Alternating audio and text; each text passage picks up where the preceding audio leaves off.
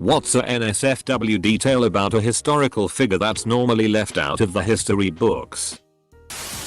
A bit late to the party.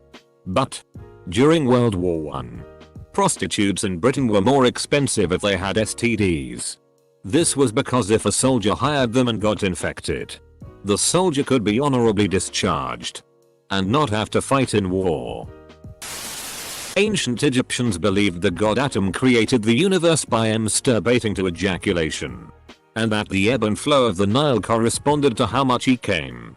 To honor this, the pharaohs ceremonially masturbated into the river.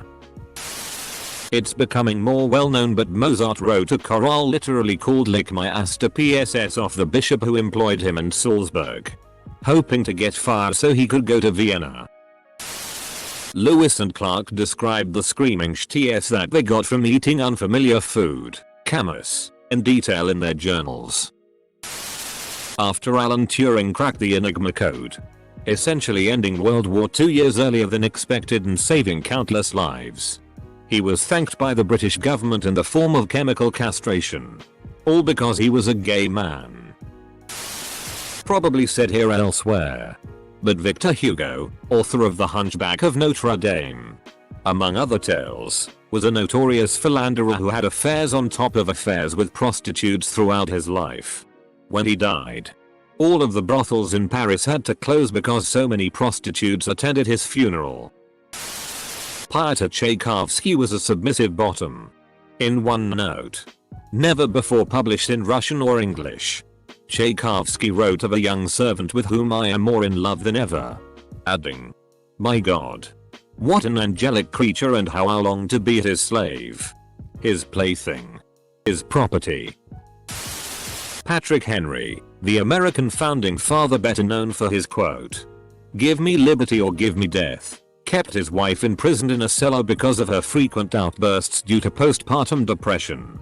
His wife had eventually died in that cellar, and he had buried her in an unmarked grave. 10/10 quote, but the wife killing part always seems to get left out of history texts. Ben Franklin was a notorious flirt, and hit on and or plowed just about every woman he ever met.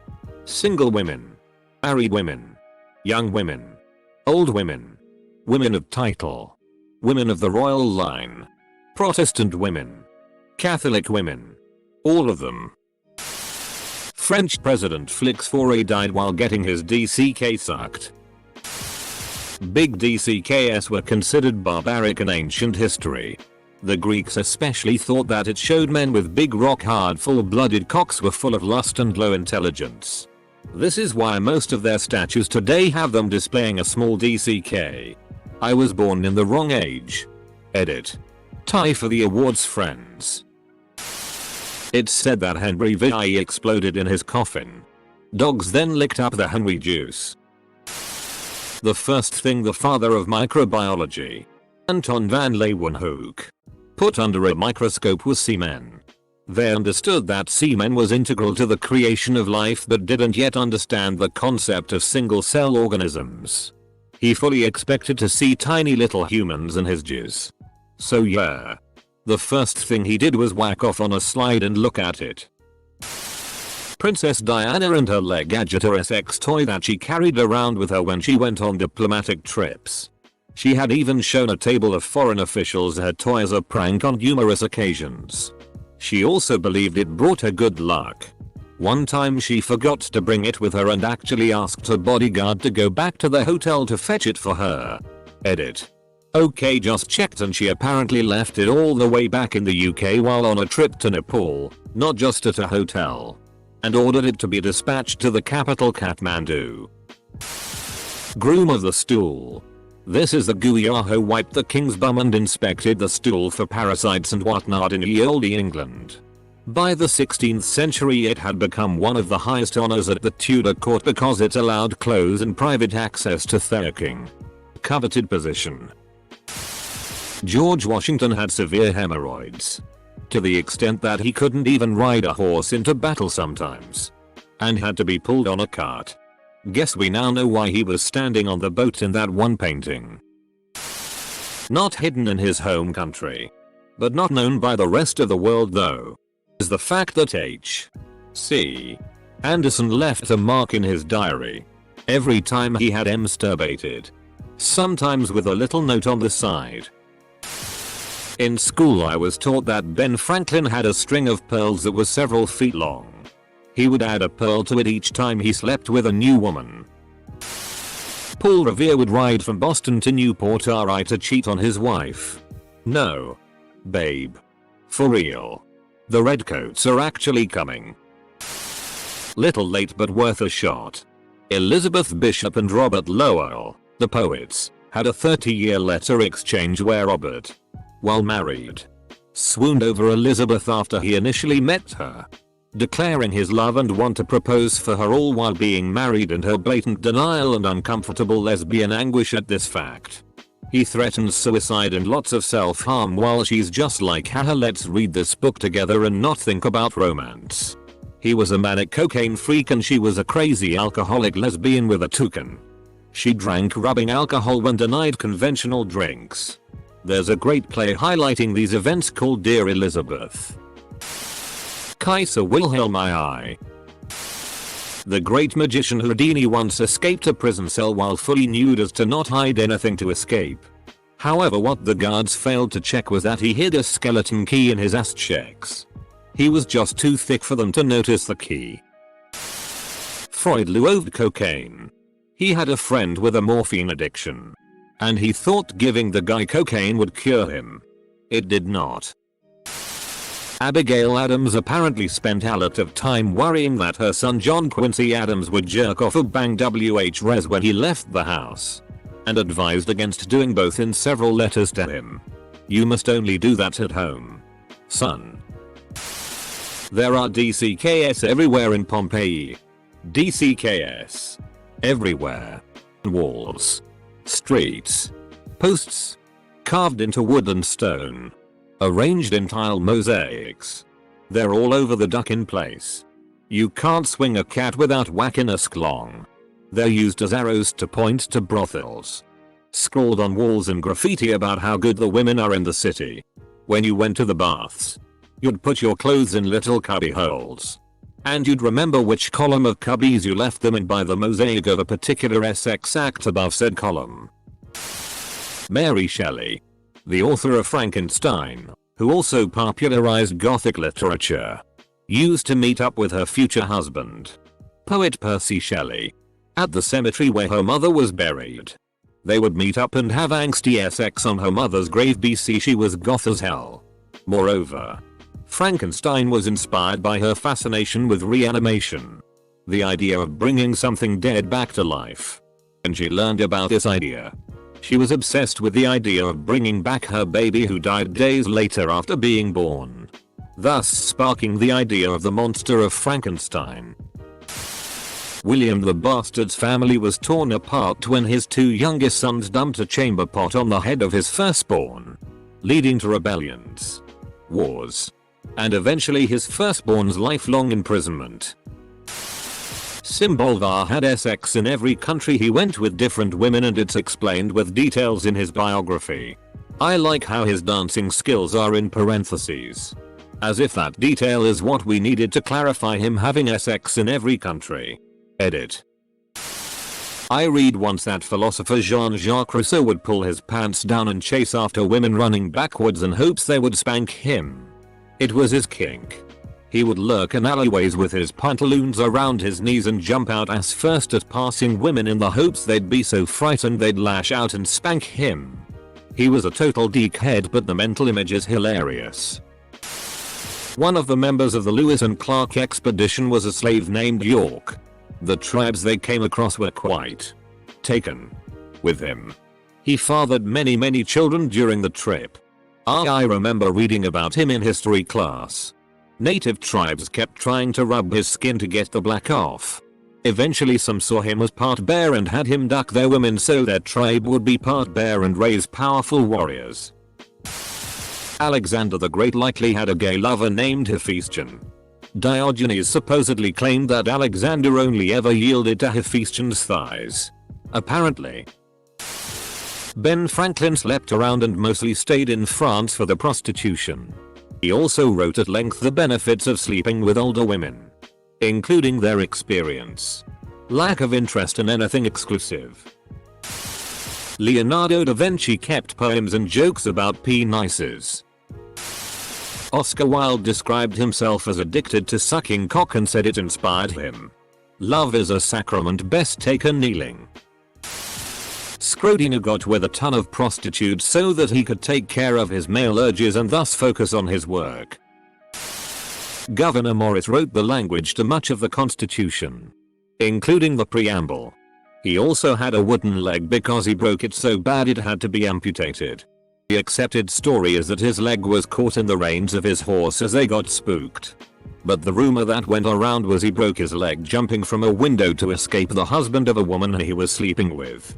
In revolutionary France, a crowd surrounded his carriage because they thought he was a French aristocrat. He took his wooden leg off and pointed it at them, saying he lost his leg in the pursuit of liberty. He also died from complications after using a whalebone as a catheter. The Roman Emperor Elagabalus, as a show of power upon entering Rome to become crowned emperor, he had hundreds of naked women drag his chariot down the streets of Rome. Anne Bonny used to fight with one boob out, just to show that not only are you about to get murdered. Oh. This is my murder titty. Benjamin Franklin liked to take air baths, which meant sitting in the window of his London house with the windows open, totally nude. I have visited that very house, which is now a museum, and stood in that very window.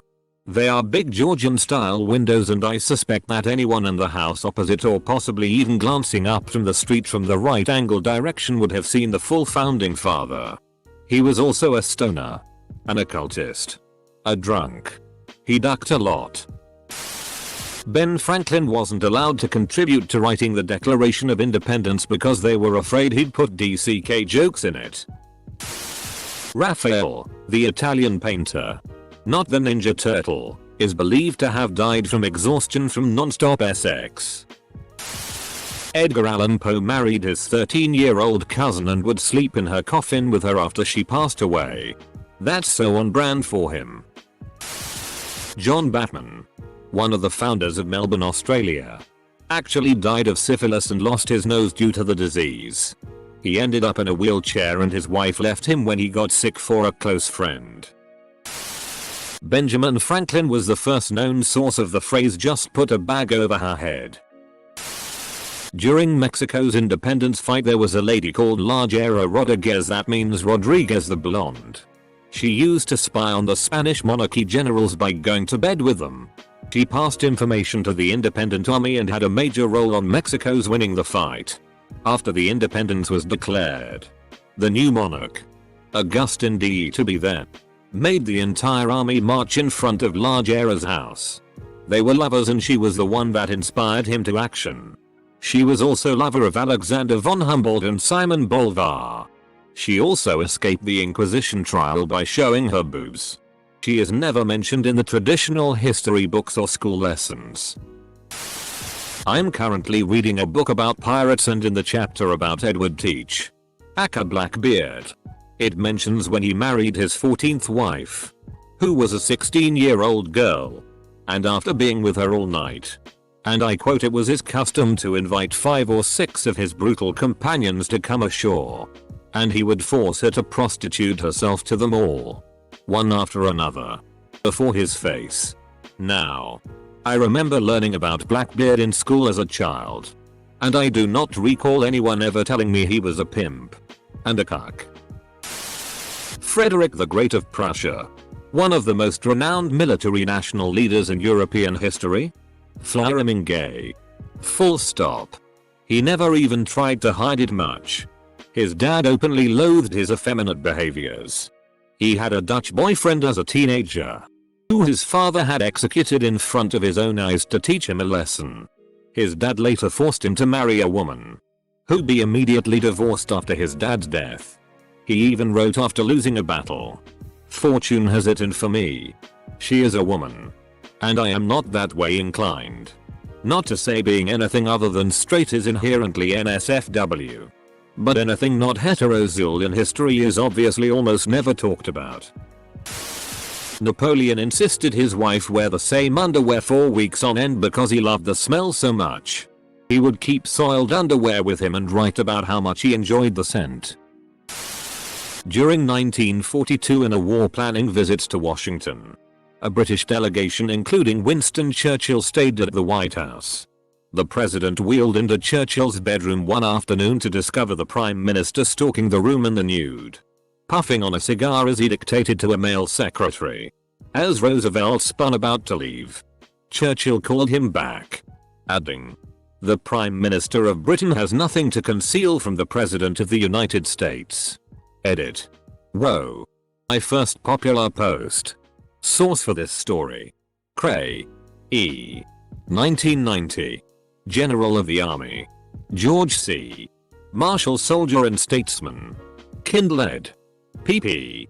253. Cooper Square Press. Margaret Mitchell, author of Gone with the Wind, apparently had a very large DLDO collection. Learned this in a graduate history class and I was floored. John Smith. He made up the story of Pocahontas. She was actually 10 when he arrived, and he made up a lot of his stories. According to her people, John Smith kidnapped her to provoke her father. Henry Ford was the only American mentioned in Hitler's writings due to his anti-Semitic beliefs. Julius Caesar ducked around. Like, all the way around. His political allies' wives, one of Pompey's wives for example, not Julia. His enemies' sisters, Cato the Younger's. Guys. Girls. Anybody. He was described during a meeting of the Senate as a man for every woman. And a woman for every man. Adolf Hitler may have had a sexual relationship with his niece. At the very least.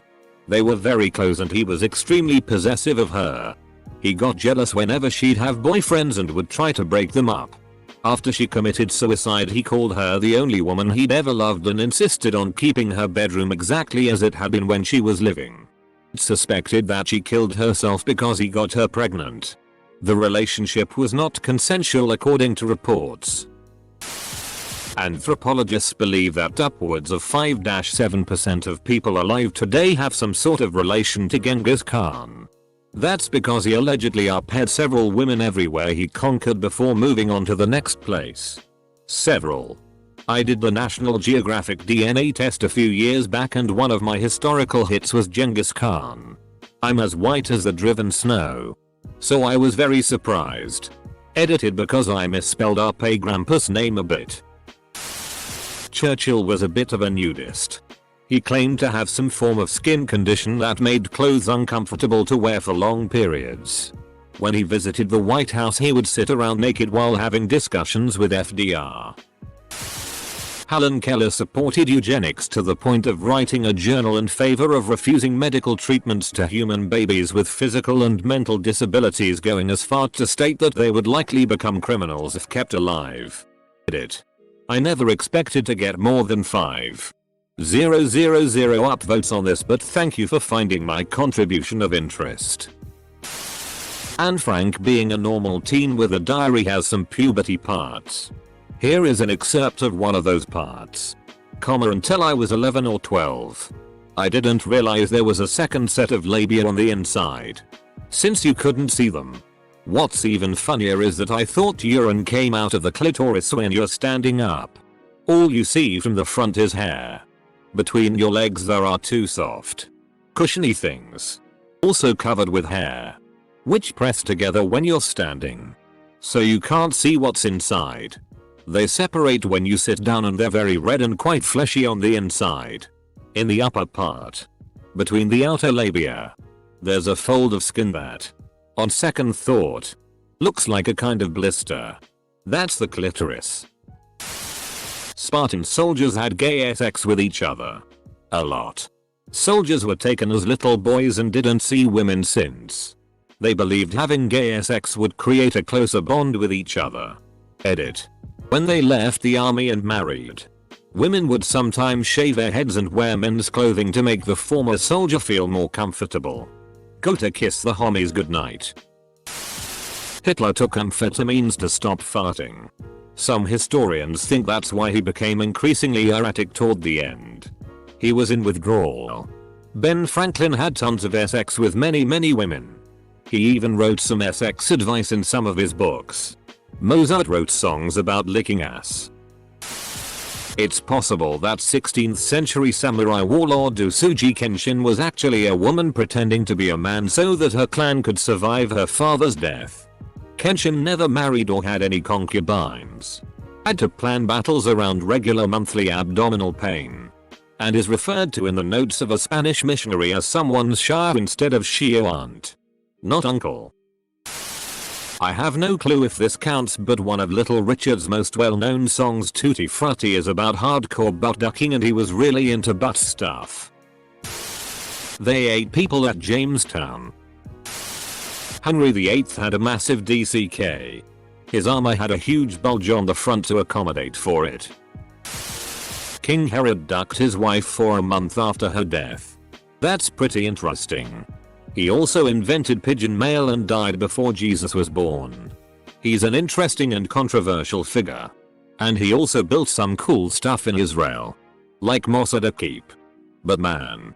It's usually plus 3040 Celsius around Dead Sea, and she was dead for a month. LBJ took out his DCK during interviews. Have gotten me too up the arsehole today. Picasso was a well-known and well-documented pedophile. Also his art is shitty. Christopher Columbus also sold sex slaves that were usually around the age of 9. That was preferable in the time period. Edit. Man, there is just nothing redeemable about this guy.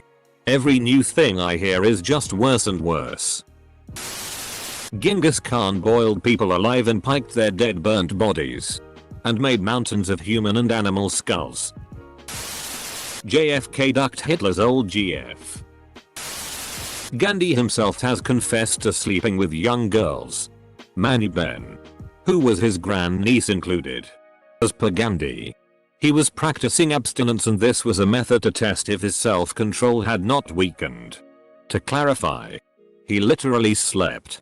As in rested. Not ducked. James Buchanan, the 15th American president, was very gay. He literally had a gay lover, and when his lover went to France for ambassador-based duties, Buchanan was sad but tried to stay strong and was in the closet by trying to finding a replacement. But nothing could replace his Rufus King. The thing is that it comes from his journal, where he was actually pretty vague on their relationship other than they were very close friends. Edit. I just realized this was supposed to be NSFW. Reading this thread. I wonder if presidents and prime ministers have always been ducking nuts and we just started noticing it with Trump. Bill Clinton uphead Juanita Broaddrick. Alexander Hamilton was bisexual and had a relationship type thing with John Lawrence. They wrote each other love letters before Hamilton was married, and Hamilton had saved them. After his death, a family member discovered them. I believe it was one of his sons who found them. Where's that song? Lin-Manuel? And my Google history now looks like a psychopath's lol. Thomas Jefferson's relationship with his slave Sally Hemings is often portrayed as consensual or even romantic. In reality, he started upping her at 14 and forced her to bear his children. She was freed after his death. Then had to negotiate their children's release from the Jefferson family. There were gays in concentration camps too. They had pink triangles as their identifier, and as the war ended, they were put back in prison. That's in history books. Anne Frank had some, fairly brief, passages about her vagina and sexuality. Not usually left out, but all of Sigmund Freud's work. All of it. OP has created a monster. Blessings upon his or her head. Best thread in ages. Nero was a raging gay pedophile. Hans Christian Andersen wrote The Little Mermaid for his gay crush who rejected him. The man who led us to the moon and led NASA was a Nazi war general who would hang the 5 slowest Jews at his rocket factory to increase productivity. James Joyce wrote some of the dirtiest letters I've read. Big fan of farts it sounds like. William Wallace wrapped his sword in the filleted flesh of his enemies that he personally skinned. This really disturbed me BC I thought he was awesome. :